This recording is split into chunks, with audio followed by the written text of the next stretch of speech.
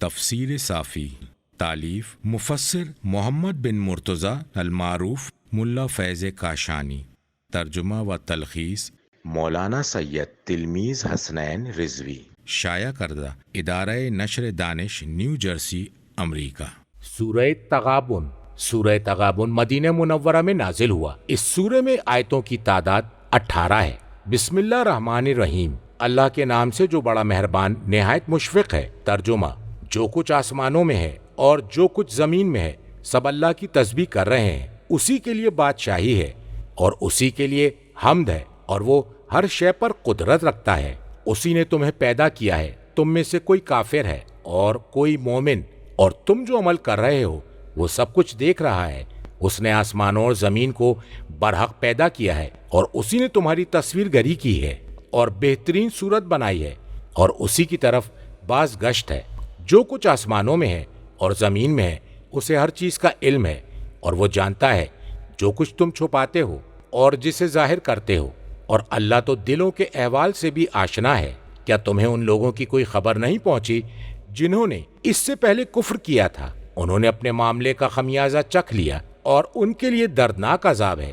یہ اس لیے کہ ان کے پاس ان کے مرسلین واضح معجزات لے کر آتے رہے، تو انہوں نے کہا کیا بشر ہماری ہدایت کرے گا؟ انہوں نے انکار کیا اور روگردانی کی، تب اللہ بھی ان سے بے پرواہ ہو گیا، اور اللہ تو بے نیاز اور قابل ستائش ہے۔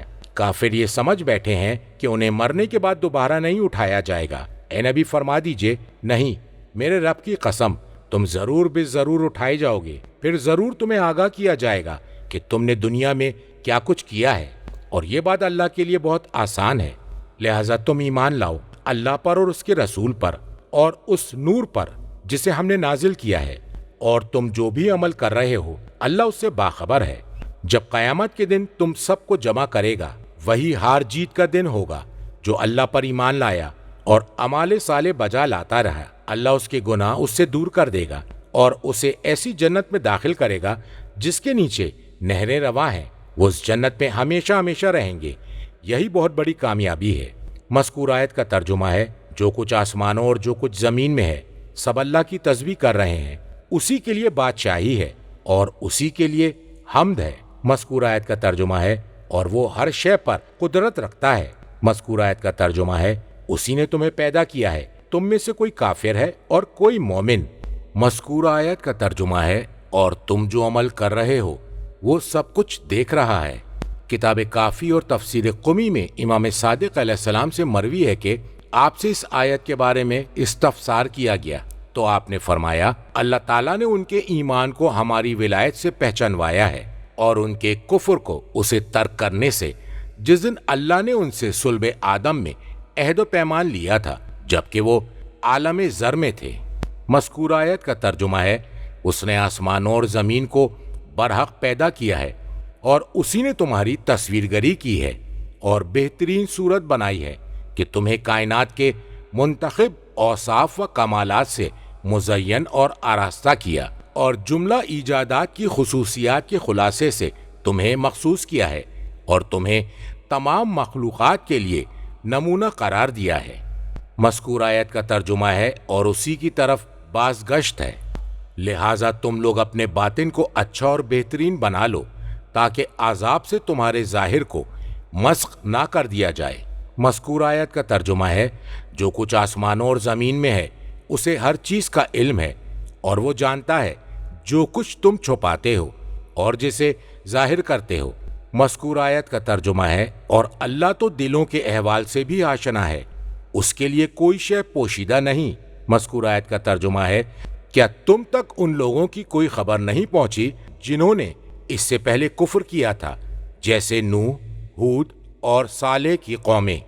مذکور آیت کا ترجمہ ہے: انہوں نے اپنے معاملے کا خمیازہ چکھ لیا، دنیا میں اپنے کفر کے نقصان کو دیکھ لیا، اور اصل وبال بوجھ ہے۔ مذکور آیت کا ترجمہ ہے: اور ان کے لیے آخرت میں دردناک عذاب ہے۔ مذکور آیت کا ترجمہ ہے: یہ اس لیے کہ ان کے پاس ان کے مرسلین واضح معجزات لے کر آتے رہے۔ مذکور آیت کا ترجمہ ہے: تو انہوں نے کہا کیا بشر ہماری ہدایت کرے گا؟ انہوں نے انکار کیا اور تعجب کیا کہ بشر منصب رسالت پر فائز ہو جائے اور بشر کا اطلاق واحد اور جمع دونوں پر ہوتا ہے۔ مذکور آیت کا ترجمہ ہے، انہوں نے انکار کیا اور روگردانی کی، تب اللہ بھی ان سے بے پرواہ ہو گیا، اور اللہ تو بے نیاز اور قابل ستائش ہے۔ انہوں نے رسول کا انکار کیا اور معجزات میں تدبر کرنے سے روگردانی کی، اور اللہ ہر چیز سے مستغنی ہے اور ان کی اطاعت کے زمرے میں آتی ہے، اور وہ ان کی عبادت وغیرہ سے بے نیاز ہے، اور ہر شے زبان حال سے اسی کی حمد کے گیت گا رہی ہے۔ مذکور آیت کا ترجمہ ہے، کافر یہ سمجھ بیٹھے کہ انہیں مرنے کے بعد دوبارہ نہیں اٹھایا جائے گا۔ مذکور آیت کا ترجمہ ہے، اے نبی آپ فرما دیجئے، نہیں، میرے رب کی قسم، تم ضرور بے ضرور اٹھائے جاؤ گے، پھر تم نے دنیا میں جو کچھ کیا ہے حساب و کتاب کے ذریعے اور جزا دے کر تمہیں اس سے آگاہ کیا جائے گا۔ مذکور آیت کا ترجمہ ہے، اور یہ بات اللہ کے لیے بہت آسان ہے۔ مذکور آیت کا ترجمہ ہے، لہٰذا تم ایمان لاؤ اللہ پر اور اس کے رسول پر اور اس نور پر جسے ہم نے نازل کیا ہے۔ کہا گیا ہے یعنی قرآن پر ایمان لاؤ، اور تفسیر قمی میں ہے کہ نور سے مراد امیر المومنین علیہ السلام ہے۔ کتاب کافی میں امام کاظم علیہ السلام سے مروی ہے، امامت نور ہے، اور یہ اللہ تعالیٰ کا قول ہے۔ مذکور آیت کا ترجمہ ہے، فرمایا نور سے مراد امام ہے۔ امام باقر علیہ السلام سے مروی ہے کہ آپ سے اس آیت کے بارے میں سوال کیا گیا تو آپ نے فرمایا، خدا کی قسم نور سے مراد آئمہ ہے۔ امام کا نور مومنین کے دلوں میں اس روشن سورج سے زیادہ نورانی ہے جو دن کو ضیاء پاشی کر رہا ہے، اور یہ وہی لوگ ہیں جو مومنین کے دلوں کو منور کرتے ہیں، اور اللہ تعالیٰ ان کے نور کو جس سے چاہتا ہے محجوب کر دیتا ہے تو ان کے دل تاریک ہو جاتے ہیں، اور وہ اس تاریکی سے ان کے دلوں کو ڈھانپ دیتا ہے۔ تفسیر قمی میں اسی مفہوم کی روایت کچھ اضافے کے ساتھ ہے۔ مذکور آیت کا ترجمہ ہے، اور تم جو بھی عمل کرتے ہو اللہ اس سے باخبر ہے۔ مذکور آیت کا ترجمہ ہے، جب قیامت کے دن تم سب کو جمع کرے گا وہی ہار جیت کا دن ہوگا۔ مذکور آیت کے الفاظ سے مراد تاکہ وہ حساب کرے اور جزا دے، اور جمع سے مراد اولین و آخرین کو جمع کرنا ہے۔ مذکور آیت کے الفاظ سے مراد وہ اس دن ایک دوسرے کو ہار جیت سے دوچار کریں گے۔ نیکوکاروں کا بدبختوں کی منزلوں میں اترنا، کاش وہ نیکوکار ہوتے، اور اس کے برعکس بھی ہوگا۔ تفسیر مجموع البیان میں نبی اکرم صلی اللہ علیہ وآلہ وسلم سے مروی ہے، آپ نے اس آیت کی تفسیر میں فرمایا کہ جب بھی کوئی مومن جنت میں داخل ہوگا تو جہنم میں اس کا مقام دکھا دیا جائے گا۔ اگر وہ برائی کرتا تو یہاں ہوتا تاکہ اس کے شکر میں اضافہ ہو، اور جب بھی کوئی بندہ جہنم میں جائے گا تو جنت میں اس کا مقام دکھا دیا جائے گا کہ اگر وہ نیک کام کرتا تو یہاں ہوتا تاکہ اس کی حسرتوں میں اضافہ ہو۔ کتاب معانی میں امام صادق علیہ السلام سے مروی ہے، جس روز جنتی لوگ جہنمیوں سے جیت جائیں گے۔ مذکور آیت کا ترجمہ ہے، جو اللہ پر ایمان لایا اور اعمال صالح بجا لاتا ہے اللہ اس کے گناہ دور کر دے گا۔ مذکور آیت کا ترجمہ ہے، اور اسے ایسی جنت میں داخل کرے گا جس کے نیچے نہریں رواں ہیں۔ مذکور آیت کا ترجمہ ہے، وہ اس جنت میں ہمیشہ ہمیشہ رہیں گے، یہی بہت بڑی کامیابی ہے۔ ترجمہ، اور جن لوگوں نے انکار کیا اور ہماری آیتوں کو جھٹلایا ہے وہی لوگ جہنمی ہیں، وہ اس میں ہمیشہ کے لیے رہیں گے، اور یہ نہایت برا ٹھکانہ ہے۔ جب بھی کوئی مصیبت آتی ہے تو اذن الہی شامل ہوتا ہے، اور جو اللہ پر ایمان لاتا ہے تو اللہ اس کے دل کی ہدایت کر دیتا ہے، اور اللہ ہر شے کا جاننے والا ہے۔ تم اللہ کی اطاعت کرو اور رسول کی اطاعت کرو، پس اگر تم نے اطاعت سے روگردانی کی تو بس ہمارے رسول کا کام واضح پیغام پہنچا دینا ہے۔ اللہ وہ ہے جس کے سوا کوئی اور معبود نہیں، اور مومنین ہی اللہ پر توکل کرتے ہیں۔ اے ایمان والو، تمہاری بیویوں اور تمہاری اولاد میں سے بعض تمہارے دشمن ہیں، ان سے چوکنا رہو، اور اگر تم عفو و درگزر سے کام لو اور انہیں معاف کر دو تو بے شک اللہ بخشنے والا اور مہربان ہے۔ بے شک تمہارے اموال اور اولاد آزمائش ہیں، اور اللہ کے پاس اجر عظیم ہے۔ جہاں تک تمہارے بس میں ہو تم اللہ سے ڈرتے رہو، سنو اور اطاعت کرو اور خرچ کرو، یہی تمہارے لیے بہتر ہے۔ اور جسے نفس کے بخل سے بچا لیا جائے تو وہی لوگ فلاح پانے والے ہیں۔ اگر تم اللہ کو قرض دو قرض حسنہ کی صورت میں وہ تمہیں بڑھا چڑھا کر دے گا اور تمہاری مغفرت کر دے گا، اور اللہ بڑا قدردان اور بردبار ہے۔ وہ غیب و شہود کا جاننے والا ہے، وہ غالب اور صاحب حکمت ہے۔ مذکور آیت کا ترجمہ ہے، اور جن لوگوں نے انکار کیا اور ہماری آیتوں کو جھٹلایا ہے۔ مذکور آیت کا ترجمہ ہے، وہی لوگ جہنمی ہیں، وہ اس میں ہمیشہ کے لیے رہیں گے، اور یہ نہایت برا ٹھکانہ ہے۔ ان دونوں آیتوں میں تغابن، ہار جیت کا بیان اور اس کی تفصیل ہے۔ مذکور آیت کا ترجمہ ہے، جب بھی کوئی مصیبت آتی ہے تو اذن الہی شامل ہوتا ہے، یعنی اس کے فیصلے اور مشیت سے وہ مصیبت آتی ہے۔ مذکور آیت کا ترجمہ ہے، اور جو اللہ پر ایمان لاتا ہے تو اللہ اس کی ہدایت کر دیتا ہے، اور اللہ ہر شے کا جاننے والا ہے، یہاں تک کہ دل اور ان کے احوال سے بھی واقف ہے۔ تفسیر قمی میں ہے کہ اللہ اس کے دل میں اسے سچ ثابت کرتا ہے جب اس پر ہدایت کے اختیار کرنے کو واضح کرتا ہے، اور اللہ اس میں اضافہ فرما دیتا ہے جیسا کہ فرمایا۔ مذکور آیت کا ترجمہ ہے، اور جنہوں نے ہدایت پالی ہے اللہ ان کی ہدایت میں اضافہ فرما دیتا ہے۔ کتاب کافی میں امام صادق علیہ السلام سے مروی ہے، فرمایا کہ دل سینے اور حلق کے درمیان میں جو کچھ ہے اسے ترجیح دیتا ہے، یہاں تک کہ وہ ایمان پر جم جاتا ہے۔ جب وہ ایمان پر پختہ ہو جاتا ہے تو ٹھہر جاتا ہے، اور یہ اللہ تعالیٰ کا قول ہے۔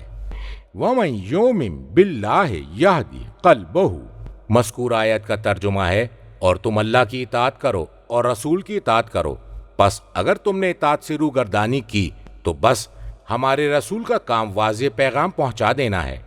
اگر روگردانی کرو گے تو کوئی مذائقہ نہیں، رسول نے تو اپنا کام پورا کر دیا، تمہیں پیغام پہنچا دیا۔ مذکور آیت کا ترجمہ ہے، اللہ وہ ہے جس کے سوا کوئی اور معبود نہیں، اور مومنین ہی اللہ پر توکل کرتے ہیں، اس لیے کہ توحید پر ایمان رکھنا اس امر کا تقاضا کرتا ہے۔ مذکور آیت کا ترجمہ ہے، اے ایمان والو، تمہاری بیویوں اور تمہاری اولاد میں سے بعض تمہارے دشمن ہیں، ان سے چوکنا رہو کہ کہیں وہ تمہیں اللہ کی اطاعت سے غافل نہ کر دیں اور دینی اور دنیاوی معاملات میں تم سے جھگڑا نہ کریں، اور تم ان کی لائی ہوئی مصیبتوں سے محفوظ نہ رہو۔